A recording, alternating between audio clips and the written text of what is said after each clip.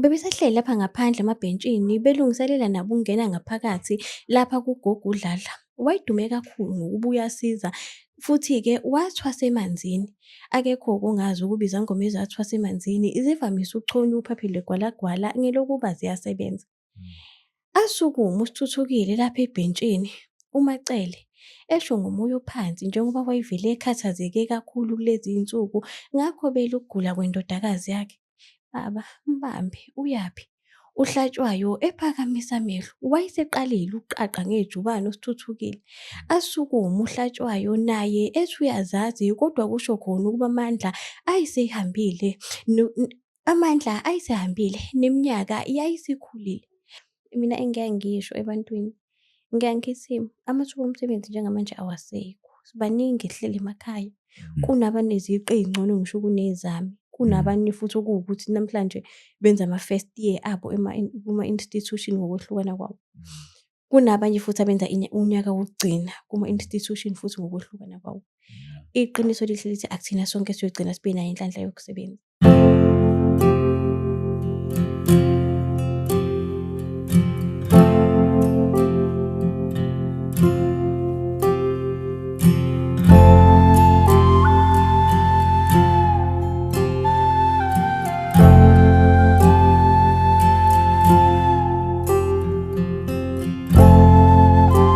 Ngiyabingelela ababukeli emakhaya ababukele lolu hlelo lolu Isithunzi of African. Isithunzi of African sidila nabantu abane-disability ukuthi sikwazi ukuthi silande abantu abane-disability ukuthi bezosho ofa amathalente abanawo nezinto mhlampena ey'ngqinamba ababhekana nazo uma beqhubeka bephila. Isithunzi of African sibabizile-ke abantu abane-disability bafika nangunosisi naye lapho esinaye namhlanje wakwaZulu sizocela ukuthi naye ezosipha ngempilo yakhe lapha e-studio eThekwini kunawe uPopile. Sikubingelele sisi uMaZulu, siyakwamukela lapha ekhaya. Siyabonga bhuti, siyabonga nokwamukeleka kwisithunzi of African. Cha, sisi lapha ungathu kodwa size ukuthi nathi sizothola kabanzi ngawe ukuthi ubani uMaZulu, mhlampe nesitshene negama lakhe kuyilona singaloku sithi uMaZulu kodwa esitshene ukuthi uMaZulu ubani kahle hle. Okay bhuti, ngiyabonga. uMaZulu uSiphe Sihle, uNondle wakwaZulu. Ngokokuzalwa ngizalwa kwaNongoma. Kodwa-ke abazali baye bamuva ngineminyaka ewu-10, which means 2005 sazohlala eMpangeni, ila esesizinze khona-ke manje Obuka. Mhlawumbe-ke uma ngithi nje kancane ukungena-ke emfundweni yami, ngiqale ukufunda eThembeni Primary School, okuyila ngaqala khona u-grade 1, okuyisikole sabantu abangaboni nabakhubazeke ngomzimba, yes. Kodwa-ke amabanga ami aphezulu ngiye ngagcina sengikwenza e-Eastern Cape Ezamokuhle Special School. Imfundo yami ephakeme ngiyenze eMfolozi College, ngenza iy'fundo zakwa-Transport and Logistics, kade ngigraduate ngonyaka odlule. Oh yeah. Cha, kwaze kwamnandi ukuthi usowubuya ngisho e-college. Mhlampeni ukuya kwakhe e-college ikuphi okwenza ukuthi ube nogqozi lokuthi cha ake ngihambe ngiyofunda lapha ne-college. Kunzima kumuntu one-disability futhi onjengawe o-blind ukuthi ukwazi ukuthi ubone ngoba phela ukufunda mhlampeni yiphi indlela obuwenza ngayo ekufundeni, kuphi ukukwenzile ukuthi uze nawe ugqugquzeleke ukuthi uyofunda? Thina njengabantu abangaboni, ngibonge kuqala umbuzo. Thina njengabantu abangaboni siwumphakathi okuwukuthi si-rejected and simelwe ukuyi-prove-a ngaso sonke isikhathi ukuthi sikhona. Ngaso sonke isikhathi nje la khona thina siyila bantu abathi celani sinake nathi, celani sinake nathi. So ngiye ngalithatha ithuba ngo-2021 nga-apply eMfolozi. Ngenhlanhla ngaba omunye wama-student abawathatha ngawo lowo nyaka ngawuqala ngo-2022. Ngiyambonga uNkulunkulu ekuthenini kwi-journey yami yokufunda hhayi ngoba bakithi kuphakama, kodwa ngiyambonga uNkulunkulu ukuthi ngingaba omunye wama-student ayehlale ama-top achiever. Ngangisebenza kanzima kakhulu ngoba lalingicika leli gama lokuthi awu konje ababoni badabukeleni, angiyifuni leyo nto. Angiyifuni. So ngaqikelela ekuthenini iminyakeni yami emithathu engangiyinikeziwe, nabo bengakufakaza futhi lokho, ngayiqeda ngesikhathi. Cha. Okay. Mhlawumpeni uma sithi nje kafishane ngoba ngiyakuzwa ukuthi ufundile. Ubustadisha kanjani? Mikade ustadisha ke mhlawumbe ngoba phela iy'ncwadi ayibonakali. Buwenza kanjani? Yazi-ke kwakunzima nami ngifika. Thina e-high school sifunda ngohlelo lwe-braille, okuwuhlelo lolu olufunda abantu abaningi abangaboni. Ukuwukuthi sifunda ngezandla. So uma ufika-ke e-tertiary akukho kanjalo. Usuke uzosebenzisa ama-audiobooks, which means into erekhodiwe. Ngiyakhumbula nje ukuthi unyaka wami wokuqala, nganginakho lokhu ukuthi ngizwe ukuthi no, akungeneki kahle. By the way, angiwufeyilanga-ke lowo nyaka, ngazama ngendlela engazama ngayo. Ngiyambonga futhi uNkulunkulu nalapho ngoba konke angingasho ngithi angizenzelanga. NgiNazaretha-ke mina ngiyangithi ngiyambonga uShembe ngalokho. So onyakeni wami wesibili-ke ngase ngijwayele. So lokho kwenza ukuthi at least nezinga lami lokuphumelela kubonakala ukuthi okay, usejwayele-ke manje inkonyane ayisasithuki isisila. Kwazameka ukufundeka. I know ngazama. Kodwa ukustadisha kahle. Yiluphi uhlobo olusebenzisa lokustadisha? Sasebenzisa esikoleni thina besithola ama-recorder nama-laptop. So besisebenzisa nje lolo hlelo lokuthi sithatha ama-audiobooks esiwarekhodelwe e-tape 8 for the blind. Afakwe kwi-recorder, abese-ke wena ngale nkathi bethatha incwadi le, bahambisa incwadi eyi-print e-tape 8 basifundele.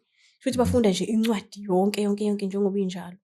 So-ke wena usuke uzoyihlungela ukuthi ufunda kanjani. Oh ya, cha. Kwamnandi. Engifisa ukuthi ngikuthole ngikuzwile ukuthi umbhalo wencwadi. Ngabe kuyiqiniso ukuthi umbhalo wencwadi? Yebo, kuliqiniso. Ngumbhalo wezincwadi. Lelo-ke ithalente engingasho ngithi ngaqala ukuluhlonza ngo-2023. Ya. Ikuphi okwenze uze ube nogqozi lokubhala ube umuntu o-blind kodwa manje waba nogqozi lokuthi wena ufuna ukubhala? Yazi kwamina ngangingazazi ukuthi ngumbhali indlela okwaqaleka ngayo. Ngo-2023 kukhona enye group okuthiwa i-Ladies House, sasiqoqwe omunye nje umngane wami okuthiwa uMphile wakoNtulo wasifaka kuleyo group. So into eyayenzeka-ke ekhaya sizwele singamantombazane sibawu-4. Ngo-2020 ngale nkathi sikwi-lockdown sasifunda ama-novels ka-Facebook kakhulu nje, yona into esasichitha ngayo isizungu lezo nama-novels nje lawa ama-hard copy. So into eyayenzeka-ke ngabuka ukuthi okay, siwumphakathi, siwumndeni waka-blind, siyayithanda iy'tori kodwa manje zikude nathi since ziku-Facebook. Ngalesa sikhathi-ke ngiqala ukwenza lento le, kwakuney'ncwadi ka-Mr Nsizwa ezayi-trenda kakhulu nje ema-groupini zilalelwa. So into eyayenzeka-ke ngaye ngaba-introduce-ela enye yama-novel engangayifunda ku-Facebook eyayithi Inhlupheko kaNonkanyiso. So ngabona ukuthi bayayithakasela kule group. Yabona nje ngiyakhumbula ngenza isiqephu sokuqala babelokho bethi nje sicela incwadi. Okay. Ngaze ngabona ukuthi okay, phumeni-ke manje egroupini ngoba sesiyaphazamisa, igroup ayisakwazi ukuqhubeka. Ake si-create igroup yethu yencwadi namanje usekhona lo group. Sayiqala-ke ngomhla ka-23 October 2023. Sahamba-ke nalo leli bhuku kwaze kwabe siyaliqeda. Ngalandela ngamanye engangiwafunde ku-Facebook. But-ke kwafika la asengiphelela khona ngoba nami ngangasahlali phela ekhaya, shuthi ngangasatholi isikhathi sokuthi bangifundele. Ngasaba ukubuya ngizobatshela no guys, awasekho-ke manje ama-novels. Ngathi uthi ngihlanganise ngibone ukuthi yini engahle ngiyihlanganise. Ngiyakhumbula nje ngihlanganisa isihloko esasithi Isiqalekiso. Ngangenamlingisi ekhanda, ngiyimi nje nami ngithi ngizoshansa. So kwase kusemahlombe ami-ke ngiyakhumbula ukuthi ngalifunda ipage lokuqala. Angithi mawumbhali kufanele uhlanganise izigigaba ze-main character. nabantu abasuke bezolwisana nempilo yakhe. Ngiyakhumbula ukuthi lapho umlingisi wethu ehamba phambili kwaku-Akhona uMamGenge. So ngangisebenzise indawo yakaNongoma-ke ngoba iyona indawo engingasho ngithi at least nginalo ulwazi lwayo kancane. Hhayi, ngayifunda kodwa ngangilokho ngithi, guys ngicela niphawule nikhumbule ukuthi umbhalo osafufusa lo, ngangabatsheli ukuthi mina. Egroup-ini-ke njalo masiqeda ukufunda isiqephu sosuku, namanje sisenza kanjalo, siyaphawula uku-check-a imicabango yabo ukuthi imiphi. Incwadi ngangiyibhala nabo ngoba omunye wayenakho ukuqhamuka nomqondo mina ebengingawucabanganga mhlawumbe yabona. Ngithathe lokhu akushoyo ngimatanise nokwami. So yaphuma kanjalo-ke inoveli yokuqala. Ngiyakhumbula nje ukuthi ngayiqala ngoFebruwari ngayiqeda ngomhla ka-12 April 2024. So lwaqala kanjalo-ke uhambo. Ukusuka lapho-ke angibange ngisama, ngabe sengikwazi ukuyihlanganisela nezinye iy'ncwadi and ngaba happy ekuthenini ngale nkathi i-group iya ngokulokhu ikhula, sekuze kuba khona abanye ababhali ababili sabakhipha ngaphansi kwe-group yencwadi, nabo namhlanje bangababhali. Ikhona mhlawumbe incwadi-ke eseninayo eseniyipublishile? Namhlanje izinto njengezokupublisha azikho kakhulu mangicabanga, nanokuthi njengabantu abangaboni ezinye izinto neminye iminyango asize singayazi ngoba usizo lisuke lukude ukunazi. Ingakho ekuqaleni ngithe siwumphakathi ngaso sonke isikhathi ohlala ucela ukuthi ucela ukunakeka, kube kuwukuthi futhi abantu basilahlela izandla. So saye sabona ukuthi kulokho singqongqoza sicela ukushicilelelwa mhlawumbe kuzosidonsisa, futhi ngiyakholwa ukuthi ngaba sikakabikho ku-YouTube ukube saye salinda uhlelo lokuthi sicela ukushicilelelwa ngoba ayi lukude nje, angazi ukuthi babashicile nje mina bakuphi obani kanjani. So ngaye ngathatha isinyathelo sokuthi sikhuphuke manje siye ku-YouTube okuyila esiyethula khona-ke incwadi yethu. Oyatholakala ku-YouTube? Yes, incwadi. Itholakala kuphi ku-YouTube? Awuyisho mhlawumbe nathi sikwazi ukuthi siyilandelele. Ikhasi lethu lithi Siphe Sihle Nonhle, incwadi eqale ngonyaka odlule ngoSeptemba, isineziqephu eziwu-16 njengamanje. Awusiphe nje mhlawumbe nimosa ungakwazi ukuthi uyisho, sike sizwe le ncwadi. Abantu abangathiwa bathi bayizwa ukuze bekwazi ukuthi ibahehe, bekwazi ukuthi beyilandelele boyilalela. Okay, incwadi yethu lesi ibhale sibabili, imina nomunye umbhali engishilo ngathi ungaphansi kwe-group yencwadi. Isihloko sayo sithi Inhlanhla Yothando. Ngaphambi kokuba ngithi nje ukuthatha ama-page ambalwa, ngicela uqale ngithi ukuyichaza khona omunye umuntu mhlambe eyohehwa okungaphakathi ngaphambi kokuba ayilandele. Kule ncwadi sinomndeni wakaHlatshwayo okuyiwona mndeni okuwukuthi usigqamele. Unendodakazi yawo okuSithuthukile ezalwa uMacele uMamdala, shuthi ubaba uHlatshwayo unesithembu. Unonkosikazi omncane owuMantombela okuwukuthi uyaganga. Masithi uyaganga-ke usebenzisa amakhambi ngendlela okungeyiyo. So inkinga ebesinayo kulo mndeni, uMacele waye wadukelwa indodakazi yakhe enye, wayizala amawele, enye yaduka esibhedlela. Wathola elilodwa iwele okuSithuthukile-ke lo amkhulisa. KuMantombela kunengane ewuNompilo engangaye exactly uSithuthukile, bashera ngisho unyaka bayalingana. uSithuthukile kufundile, wafundela ukuba udokotela. uNompilo isikole samehlula, yafunda u7, wathola abantwana bakhe abawu3. Kodwa-ke phakathi nencwadi uNompilo ugcine esehlala noMacele, kwagcina sekuvela futhi ukuthi unesiphiwo sabadala. Ngokuqhubeka kwencwadi-ke uye wathwetshulwa uSithuthukile, ethwetshulwa uma wakhe omncane enomona wokuthi uyalotsholwa futhi uphumelele.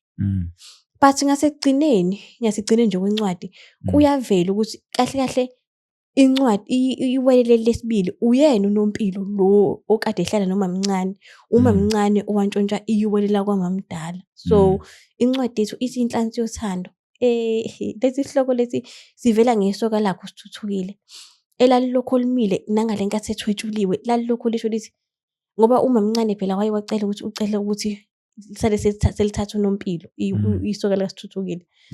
Kwaba sengazi ukuthi into ayivumayo uSimphiwe leyo, but later waye wa-realize ukuthi no, uyazini uMpilo u-right. Ngiyaxolisa. Ngiyaxolisa kodwa. Okay. Into eyayenzeka kwaye kwathi uSithuthukile wathwetshulwa njengoba ngishilo, umamncane wacela ukuthi isoka lakhe uSithuthukile lithathe uNompilo. So la kwabe ngathi liyakuvuma-ke lokho ngoba wayelidlisile ngale nkathi kuyobanjwa imihlangano yokuthi ekhaya kufanele kwenziwe njani ngoba uSimphiwe wayeselobole. So umamncane wayese-propose ukuthi hhayi ngicela umthathe uMpilo u-right naye, ukhuliswe kahle. Walidlisa-ke isoka ngale nkathi kuphekwa la uNompilo epheka. Wamxhopha wamkhipha endlini, wayese elifakela umuthi. So umamncane-ke lo ubuye abe nemikhovu, imfene nje umamncane nje oyisiphithiphithi. So incwadi yethu-ke ikanjalo, ikhuluma ngempilo yethu nje njengama-Afrika. So ngizothatha-ke isiqeshana esincane kuyo le ncwadi le.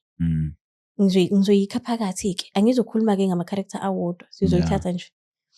Mhlampeni njengoba umfowethu ayibeka nje akuyichaze kahle ngoba phela nani kuney'ndlela enithi mhlampeni uma ukuthi uyabhala usunalo ugqozi lokuthi uyabhala-ke manje.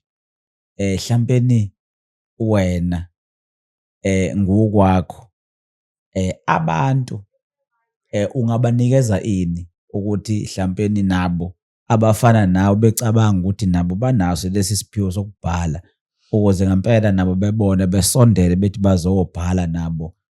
Mhlampeni ngaba iyiphi indlela ongabanikeza ngayo ukuthi bengaqala benze njani ukuze umuntu methi naye nami nginaso isiphiwo mhlampeni mhlampe ngiyakwazi ukubhala iy'nkondlo. Iyiphi indlela enenze ngayo nina ukuze nifike-ke lesi sigaba senikusona mhlampeni nokuthi-ke ngoba sengazi ukuthi umoyisho ngoba umoyisho akusikhona ukuthi mhlawumbe bubhala ngepeni kodwa benenza njani.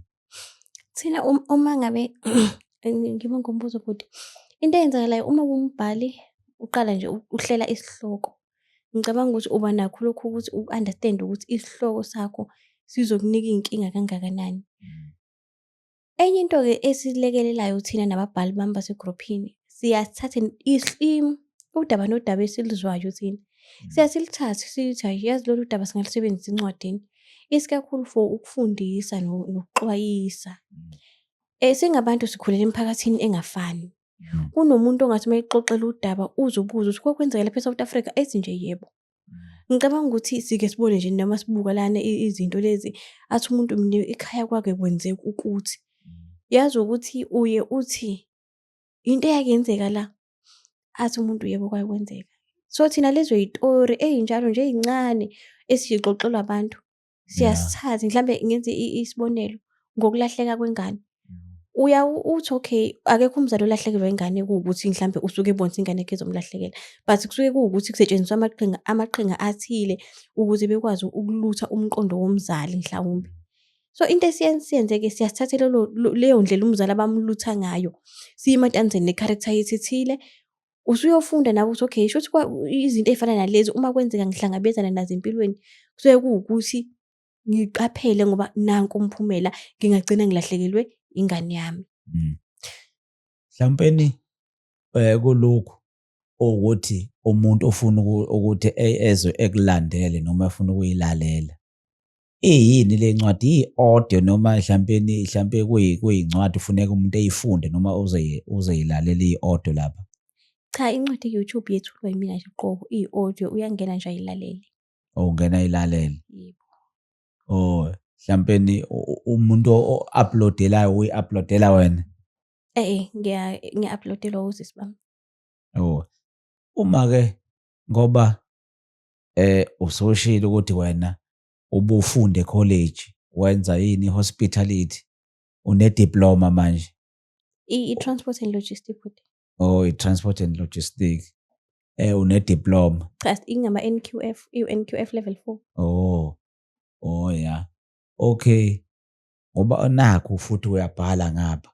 Mhlampeni umuntu ohleli ekhaya ongazi iyiphi indlela ongamotivate ngayo ukuthi mhlampeni naye bese naye ecabanga ukuthi hey nami kukhona engingakwenza uma ebuka wena isimo sakho nawe okusona mhlampeni naye eyibona ukuthi nami kanti mawukhona usihle ezulu nami ngakwazi ukuthi ngenze lento le. Ungamotivate uthini umuntu ukhiphe lento esemqondweni yakho ukuthi yena hayi akazi ukuthi uzokwenzani. Ngiyabonga bhuti ngombuzo. Into mina engike ngisho ebantwini ngike ngithi amathuba omsebenzi njengamanje awasekho. sibaningi sihleli emakhaya. Mm. Kunabaneziqu ey'ngcono ngisho kunezami. Mm. Kunabanye futhi okuwukuthi namhlanje benza ama-first year abo kuma-institution ngokwehlukana kwawo. Mm. Kunabanye futhi abenza unyaka wokugcina kuma-institution futhi ngokwehlukana kwawo. Yeah. Iqiniso lihle lithi akuthina sonke siyogcina sibe nayo inhlanhla yokusebenza. Mm.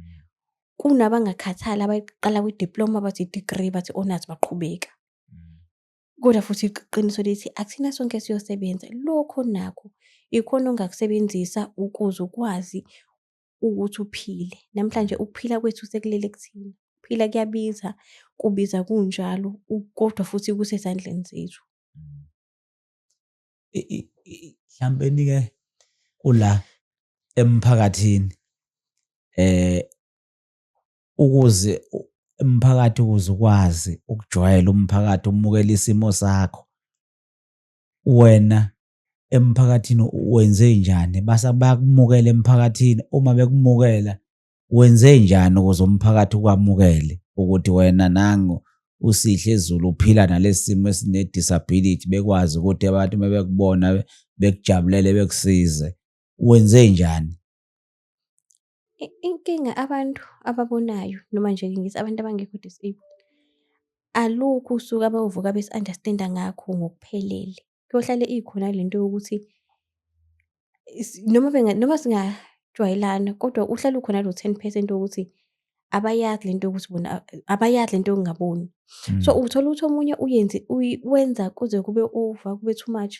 Mm. Uthole ukuthi omunye akanaki kanti sewuyakhinyabezeka. Mm. Uthole ukuthi omunye usenaka kakhulu futhi still kuyakukhinyabeza ngoba uthola ukuthi omunye kunendawo ohlala uyihamba nje everyday. Hhayi ma uzoqhuzuka. Lapho wena uyazi clean ukuthi kunetshe elikhona nje elibekiwe eladalwa. So sengineminyaka ngaphezu ka-20 ngihlala la and leli tshe sengiyalazi. Uthole ukuthi omunye ngempela-ke futhi akezukunaka ngempela kanti ngalolo suku usizo uyalidinga. Mina ngiyaye ngithi uma ngabe ungaboni noma into ungayijwayela uyazi kodwa osukwini ikhona lento esuke izokukhumbuza ukuthi wena awuboni. Noma ngabe iyini, noma ngabe iza kanjani, kodwa nje ikhona into esuke izothi wena awuboni. So Mm. imiphakathi kunzima ukuthi basijwayele ngoba ngisho nje ukuthi banokwenza kakhulu, banokungenzi futhi kwenye inkathi. So kudiphenda ukuthi ukwemukela kanjani wena osuke ubhekene nakho ngaleso sikhathi. Mina ngiyakhumbula nje ngiqala esikoleni eMfolozi. Uyazi ukuthi babesaba ngisho ukusondela eduze kwethu sasibabili. Babesaba ngisho ukusondela eduze kwethu. Ubone nje ukuthi lento lena abayazi azathi omunye hhayi bo mina nje ngangiy'tshelisa into yoku-act-a lento yokungaboni. Mm. Ngangingay'tsheli ukuthi khona umuntu okuthiwa akaboni kwangempela. Mm. And ngaleso sikhathi sasikhona futhi silidinga usizo lwabo. Mm. Ngiyakhumbula nje ukuthi baqale bangasi-attend-a bengasisiza. So sihlala sesihamba sibabili sesinalokhu ukuthi ngazi ukuthi siyacwaseka manje. Mm. Kwaze kwabizwa i-meeting bahlaliswa phansi bachazele ukuthi guys njengoba bekhona nje ayikho enye indlela abazokwenza ngayo. Bamukeleni, philani nabo. Mm. Kwama beqala-ke besondela kuthina. Mm. Okay, cha. Sikulesi simo ngoba nami ngiwumuntu nami onayo i-disability, ngi-short sighted. Kuwena as uSihle Zulu ekhaya kunjani ekhaya? Bayakugqugquzela ukuthi uqhubekele phambili noma? Ekhaya mina ngizabe nje kuqala ngenhlanhla ngaba wokuqala kubazali bami. Mm. Bonke kubazali bami laba abashadile babonabo abantwana abawu-3 bangaphandle. Kwabona bafike bangemukela. Nalaba engizalwe nabo ngenhlanhla bona bebezalwa ngemuva kwami kuwukuthi nami bengiyingxenye yokuthi ngibaphathe. Yize-ke ngaphatha ababili ngase ngithola isikole abanye ababili bese ngifika nami njengabafundi bonke uma kuvalwa iy'kole, ngifike futhi ngibaphathe uma kuwukuthi kanjani. So bakhule le nto yokuthi nje khona umuntu ongaboni ekhaya beyi-understand-a. Kangangokuba ngisho umuntu ehlangana naye umuntu ongaboni namanje abamdluli endleleni. Mm. Bayambingelela uma edinga usizo bamsize. Yabo nje izolo kade ngifonela usisi wami ose-Cape Town uyafunda. ungixoxela ukuthi ngicabanga ukuthi ngiku-aplayele yazi le Cape Town. Sengizwile kuthiwa khona umshini we-braille. Shuthi-ke nabangaboni bayathathwa. So lento yokuthi kufanele ngiqhubekele phambili bahlale benayo ekhanda labo. Cha, sibonga sisi. Unawo hlampe umbuzo lapho? Okay, mina ukuthi ngifuna ukudive in la kule nto yamafilimu yokubhala incwadi ukuthi kahle inhloso njengamanje njengoba nibhala incwadi yini eningathanda mhlawumbe ukubona iyenzeka ngey'ncwadi zenu mhlawumbe ningathanda ukuzibona mhlawumbe zithenwa into movies noma nje nifuna nje ukuthi nizibhale abantu bazilalele isiphi isifiso sakho kulo? Incwadi yethu, mina isifiso sami nje sokuqala kuwukuthi ngibona sengazuthi sekunzima manje. Bengifisa ukuthi at least-ke ake singqongqoze mhlawumbe kwa-S_A_B_C akabe khona nje unencwadi ekuthiwa iyadlalwa iwumdlalo womoya. Noma-ke uma kungaqhamuka-ke umuntu ongathi uyafisa ukuthi asibhalele ibe khona kwi-movie noma kwi-ini, kodwa ezokwazi ukuthi isabalale. Mhlampe nelesi gama ngolunye usuku ligcine laziwa njengababhali. Ukuyithena into film ngabona nakhona I think ezinye zezinto ezingakwazi ukuthi ziyiphushe noma mhlawumbe futhi uma niyenza ibe umdlalo womoya ngoba eziningi manje iy'ndlela zokuthi into ukwazi ukusho isitori ngendlela ehlukile. Kancane nje khona omunye umdlalo esiphezu kwawo njengamanje usenama-episode awu-3 ku-YouTube uthi Ingcebo. Nawo lowo mdlalo ngiyingxenye yababhali bawo. Usanamakiwe nje uneyiqephu ey'ntathu. Ngicabanga ukuthi uma ingentathu ziwu-4 kodwa uthi Ingcebo. Yeah. Yebo. Angazi okay. Kungey'gebengu nje ezazikade ziwu-4 zase ziyobamba imoto yemali. Base abawu-2 base beba ziyimpimpi emaphoyiseni baboshwa ababili. Bona basala laba ababili bahlukaniselana imali. So isitori siqale la okuwukuthi laba ababili sebephumile ejele sebezocela ingxenye yabo. Laba ababili sebenothile sebehlala kuma-suburbs. Lo omunye ufike ikhaya lakhe lingasekho noma wakhe engasekho emhlabeni. Lo omunye vele ikhaya lakhe lalivele lingekho abazali bakhe babekade bebulewe esemncane so besolwa ngokuthakatha endaweni. Baba bangani kanjalo-ke base beyiqala lento yokubamba iy'moto zemali. So siphinde sibe nomunye umndeni wakwaLuthuli onoMashabalala nenduna ney'ngane zayo ey'mbili. So uMashabalala-ke kulesi story uvela njengomama engazuthi unothando likasingandodana wakhe. Okusho ukuthi ingane yenduna yomfana. So uzafise ngisho ukuthi ay'bandakanye nayo ngokwabantu abadala. So kusenaleyo ndlu kayikey nje ukuthi uMashabalala ufuna lo mfana naye usathi hayi bo phela wena uma wami. Ngiyayithanda i-variety yabo indlela uyabona nje le story osuyichazile indlela ey'hluke ngayo uyabona ukuthi zihlukile kodwa futhi isakwazi ukuthi ziveze thina ezama-Africans. Indlela nami ngifisela inhlanhla. Ngiyabonga kakhulu. Cha, mhlawumbe-ke maZulu manje sesiyabuya sesiyagoqa manje. Mhlawumbe ukuvalelisa kwakho njena nokuthi uzisho mhlawumbe ukuthi utholakala kanjani kuphinde futhi ukuthi ukhombise ubize nabantu nabo abangakwazi ukuthi mebekubona befisa ukuthi mebefuna ukuzofaka kuwena ukuthi nawe uqhubele phambili bengenza kanjani. Okay, ngiyabonga. Ngibonge kuqala kwisithunzi of African ngaphambi kokuthi ngiphethe nje. Abaningi bengekholwa makade ngithi ade ngikwi-podcast kodwa kungabikho okuncane engibacaphunela khona. So abantu abaningi sebangazi nje njengoMaZulu ey'ncwadi. Abanye angibazi kodwa bona bayangazi. Sizocaphuna kwincwadi yethu ethi Inhlanhla Yothando. Sizocaphuna nje laphayana othi ngicaphune phakathi nendawo. Okay. Siyaqala-ke manje siyayenza incwadi yethu. Incwadi yethu isihloko sayo sithi Inhlanhla Yothando. Base befikile esangomeni umndeni wakaHlatshwayo. Ngakho beyela ukugula kaSithuthukile. Kamuva nje wayengasayi ngisho emsebenzini. Abanye-ke base besola nanokuthi mhlawumbe uphanjanelwa yikhanda. Bebesahleli ngaphandle lapha esangomeni. Hayi qhubeka. Ngiyaxolisa yazi i-vibration. Bebesahleli lapha ngaphandle emabhentshini belungiselela nabo ukungena ngaphakathi lapha kugogo uDladla. Wayedume kakhulu ngokubuya asiza futhi-ke wathwasa emanzini. Akekho-ke ongazi ukuba izangoma ezathwasa emanzini zivamise ukuchonywa uphaphile gwalagwala ngelokuba ziyasebenza.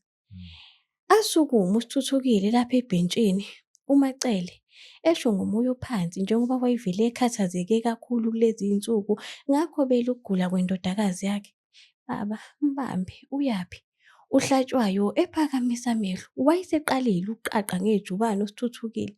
Asukuma uHlatshwayo naye ethi uyazazi kodwa kusho khona ukuba amandla ayisehambile neminyaka yayisikhulile. Amemeze uHlatshwayo ecela usizo. Besukume nalaba bebehleli lapha emabhentshini abebengenake lutho beze ukusobela isangoma lesi. Wayesegijima kakhulu-ke uSithuthukile. Asuke omunye umfana axebuke lapha esixukwini ashuke umgijimisa ukuze bezombamba. Bebesababaza kanjalo ngale nkathi ey'phose emgwaqeni kuqhamuka imoto imthele phansi othulini. Aye phezulu ngaso leso sikhathi iy'cathulo zakhe ziye phansi. Lokho-ke ziye phansi naye azazowa lapha phansi. Wamemeza kanye uMacele kwayena wasakazeka phansi. Afika uHlatshwayo indodakazi yakhe eyithinta kodwa yayisibanda. Ehla umshayeli wemoto lapha emotweni naye ubona nje ukuba udidekile ngempela akanalo ulwazi lalokho okwenzekile.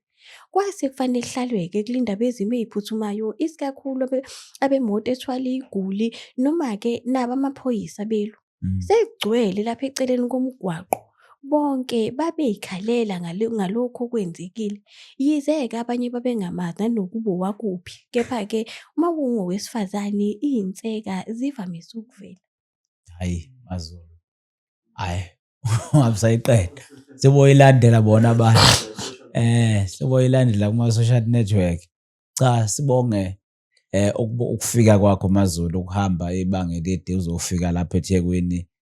Uze uzosibona nathi lapha kulesi studio unawe uPopile. Sibonge nomfowethu ukusinikeza ithuba lokuthi sikwazi ukuthi nathi sizoyiveza singabantu abane-disability.